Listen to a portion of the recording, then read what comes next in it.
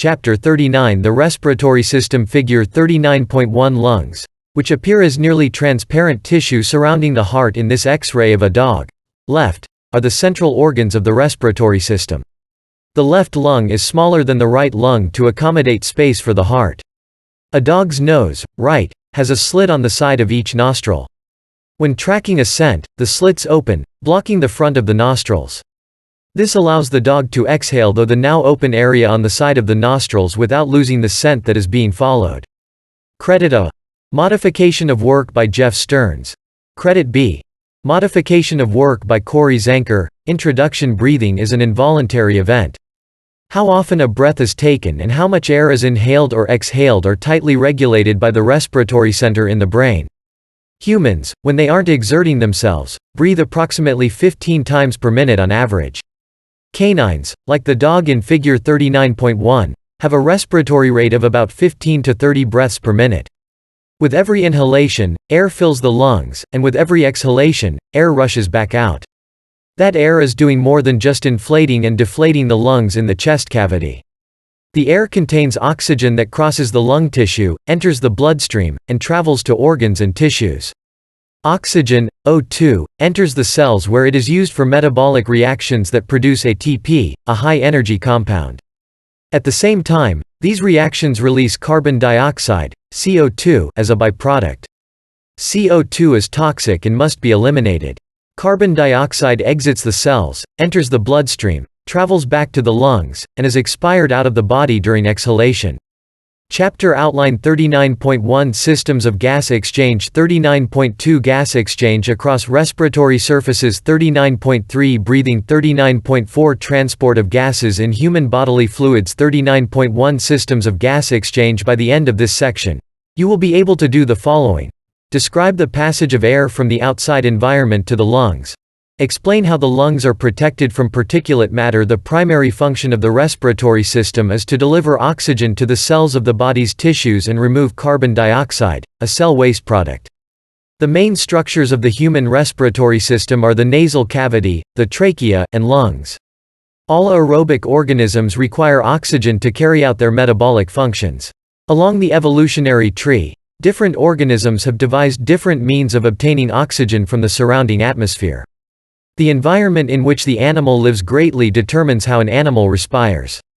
The complexity of the respiratory system is correlated with the size of the organism. As animal size increases, diffusion distances increase and the ratio of surface area to volume drops. In unicellular organisms, diffusion across the cell membrane is sufficient for supplying oxygen to the cell. Figure 39.2. Diffusion is a slow, passive transport process. In order for diffusion to be a feasible means of providing oxygen to the cell, the rate of oxygen uptake must match the rate of diffusion across the membrane. In other words, if the cell were very large or thick, diffusion would not be able to provide oxygen quickly enough to the inside of the cell. Therefore, dependence on diffusion as a means of obtaining oxygen and removing carbon dioxide remains feasible only for small organisms or those with highly flattened bodies, such as many flatworms, platyhelminths. Larger organisms had to evolve specialized respiratory tissues, such as gills, lungs, and respiratory passages accompanied by complex circulatory systems, to transport oxygen throughout their entire body. Figure 39.2 The cell of the unicellular alga Ventricaria ventricosa is one of the largest known, reaching 1 to 5 cm in diameter. Like all single-celled organisms, V. ventricosa exchanges gases across the cell membrane. Direct diffusion for small multicellular organisms, diffusion across the outer membrane is sufficient to meet their oxygen needs. Gas exchange by direct diffusion across surface membranes is efficient for organisms less than 1 mm in diameter. In simple organisms, such as cnidarians and flatworms, every cell in the body is close to the external environment. Their cells are kept moist and gases diffuse quickly via direct diffusion. Flatworms are small, literally flat worms, which breathe through diffusion across the outer membrane. Figure 39.3. The flat shape of these organisms increases the surface area for diffusion, ensuring that each cell within the body is close to the outer membrane surface and has access to oxygen. If the flatworm had a cylindrical body, then the cells in the center would not be able to get oxygen. 1124 Chapter 39, The Respiratory System access for free at OpenStax.org. Figure 39.3 This flatworm's process of respiration works by diffusion across the outer membrane. Credit: Stephen Childs. Skin and gills. Earthworms and amphibians use their skin, integument, as a respiratory organ. A dense network of capillaries lies just below the skin and facilitates gas exchange between the external environment and the circulatory system. The respiratory surface must be kept moist in order for the gases to dissolve and diffuse across cell membranes. Organisms that live in water need to obtain oxygen from the water. Oxygen dissolves in water but at a lower concentration than in the atmosphere. The atmosphere has roughly 21% oxygen. In water, the oxygen concentration is much lower than that. Fish and many other aquatic organisms have evolved gills to take up the dissolved oxygen from water. Figure 39.4. Gills are thin tissue filaments that are highly branched and folded. When water passes over the gills, the dissolved oxygen in water rapidly diffuses across the gills into the bloodstream. The circulatory system can then carry the oxygenated blood to the other parts of the body. In animals that contain coulombic fluid instead of blood, oxygen diffuses across the gill surfaces into the coulombic fluid. Gills are found in mollusks, annelids, and crustaceans.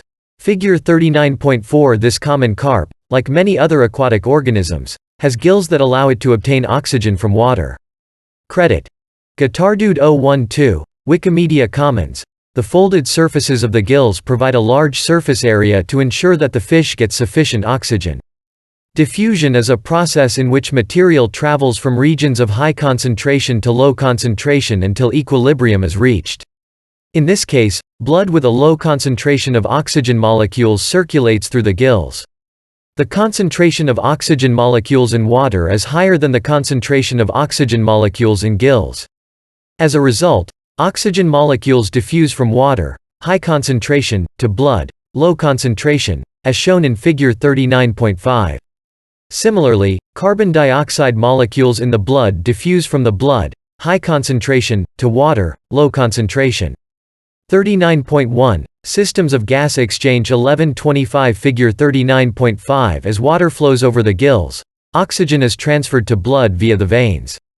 Credit: Fish. Modification of work by Dwayne Raver. NOAA. Tracheal systems. Insect respiration is independent of its circulatory system. Therefore, the blood does not play a direct role in oxygen transport. Insects have a highly specialized type of respiratory system called the tracheal system, which consists of a network of small tubes that carries oxygen to the entire body. The tracheal system is the most direct and efficient respiratory system in active animals. The tubes in the tracheal system are made of a polymeric material called chitin. Insect bodies have openings, called spiracles, along the thorax and abdomen. These openings connect to the tubular network, allowing oxygen to pass into the body, Figure 39.6, and regulating the diffusion of CO2 and water vapor. Air enters and leaves the tracheal system through the spiracles. Some insects can ventilate the tracheal system with body movements. Figure 39.6 Insects perform respiration via a tracheal system. Mammalian systems. In mammals, pulmonary ventilation occurs via inhalation, breathing. During inhalation, air enters the body through the nasal cavity located just inside the nose, Figure 39.7. As air passes through the nasal cavity, the air is warmed to body temperature and humidified. The respiratory tract is coated with mucus to seal the tissues from direct contact with air. Mucus is high in water. As air crosses these surfaces of the mucous membranes, it picks up water. These processes help equilibrate the air to the body conditions, reducing any damage that cold, dry air can cause. Particulate matter that is floating in the air is removed in the nasal passages via mucus and cilia. The processes of warming, humidifying, and removing particles are important protective mechanisms that prevent damage to the trachea and lungs. Thus, inhalation serves several purposes in addition to bringing oxygen into the respiratory system. 1126 Chapter 39, The Respiratory System access for free at OpenStax.org. Visual connection. Figure 39.7 Air enters the respiratory system through the nasal cavity and pharynx, and then passes through the trachea and into the bronchi, which bring air into the lungs. Credit: Modification of work by NCI. Which of the following statements about the mammalian respiratory system is false? A. When we breathe in, air travels from the pharynx to the trachea. B. The bronchioles branch into bronchi. C. Alveolar ducts connect to alveolar sacs. D. Gas exchange between the lung and blood takes place in the alveolus. From the nasal cavity, air passes through the pharynx, throat, and the larynx, voice box, as it makes its way to the trachea, figure 39.7. The main function of the trachea is to funnel the inhaled air to the lungs and the exhaled air back out of the body. The human trachea is a cylinder about 10 to 12 centimeters long and 2 centimeters in diameter that sits in front of the esophagus and extends from the larynx into the chest cavity where it divides into the two primary bronchi at the midthorax. It is made of incomplete rings of hyaline cartilage and smooth muscle, figure 39.8. The trachea is lined with mucus-producing goblet cells and ciliated epithelia. The cilia propel foreign particles trapped in the mucus toward the pharynx. The cartilage provides strength and support to the trachea to keep the passage open. The smooth muscle can contract, decreasing the trachea's diameter, which causes expired air to rush upwards from the lungs at a great force. The forced exhalation helps expel mucus when we cough. Smooth muscle can contract or relax, depending on stimuli from the external environment or the body's nervous system. 39.1. Systems of gas exchange 1127 figure 39.8. The trachea and bronchi are made of incomplete rings of cartilage. Credit. Modification of work by Gray's Anatomy, lungs, bronchi and alveoli. The end of the trachea bifurcates, divides, to the right and left lungs. The lungs are not identical. The right lung is larger and contains 3 lobes, whereas the smaller left lung contains 2 lobes, figure 39.9. The muscular diaphragm, which facilitates breathing, is inferior to, below, the lungs and marks the end of the thoracic cavity. Figure 39.9. The trachea bifurcates into the right and left bronchi in the lungs. The right lung is made of 3 lobes and is larger. To accommodate the heart, the left lung is smaller and has only 2 lobes. In the lungs, air is diverted into smaller and smaller passages, or bronchi. Air enters the lungs through the 2 primary, main, bronchi, singular, bronchus. Each bronchus divides into secondary bronchi, then into tertiary bronchi, which in turn divide, creating smaller and smaller diameter bronchioles as they split and spread through the lung. Like the trachea, the bronchi are made of cartilage and smooth muscle. At the bronchioles, the cartilage is replaced with elastic fibers. Bronchi are innervated by nerves of both the parasympathetic and sympathetic nervous systems that control muscle contraction, parasympathetic, or relaxation, sympathetic, in the bronchi and bronchioles, depending on the nervous system's cues. In humans, bronchioles with a diameter smaller than 0.5 mm are the respiratory bronchioles. They lack cartilage and therefore rely on inhaled air to support their shape. As the passageways decrease in diameter, the relative amount of smooth muscle increases. The terminal bronchioles subdivide into microscopic branches called respiratory bronchioles. The respiratory bronchioles subdivide into several alveolar ducts. Numerous alveoli and alveolar sacs surround the alveolar ducts. The alveolar sacs resemble bunches of grapes tethered to the end of the bronchioles, figure 39.10. In the acinar region, the alveolar ducts are attached to the end of each bronchiole. At the end of each duct are approximately 100 alveolar sacs, each containing 20 to 30 alveoli that are 200 to 300 microns in diameter. Gas exchange occurs only in alveoli. Alveoli are made of thin-walled parenchymal cells, typically 1 cell thick, that look like tiny bubbles within the sacs. Alveoli are in direct contact with capillaries, 1 cell thick, of the 1128 Chapter 39, the respiratory system. Access for free at openstax.org. Circulatory system. Such intimate contact ensures that oxygen will diffuse from alveoli into the blood and be distributed to the cells of the body. In addition, the carbon dioxide that was produced by cells as a waste product will diffuse from the blood into alveoli to be exhaled. The anatomical arrangement of capillaries and alveoli emphasizes the structural and functional relationship of the respiratory and circulatory systems. Because there are so many alveoli, approximately 300 million per lung, within each alveolar sac and so many sacs at the end of each alveolar duct, The lungs have a sponge-like consistency. This organization produces a very large surface area that is available for gas exchange.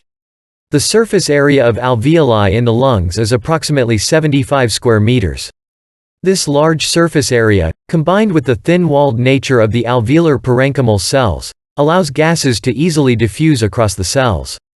Figure 39.10 terminal bronchioles are connected by respiratory bronchioles to alveolar ducts and alveolar sacs.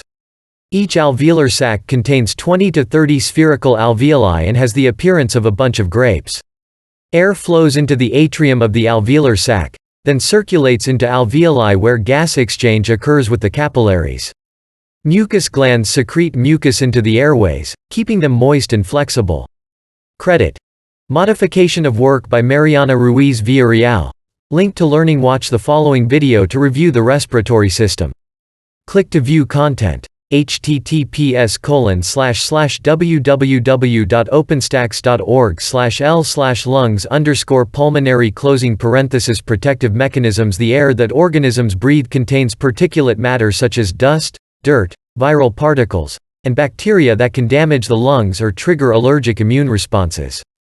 The respiratory system contains several protective mechanisms to avoid problems or tissue damage. In the nasal cavity, hairs and mucus trap small particles, viruses, bacteria, dust, and dirt to prevent their entry.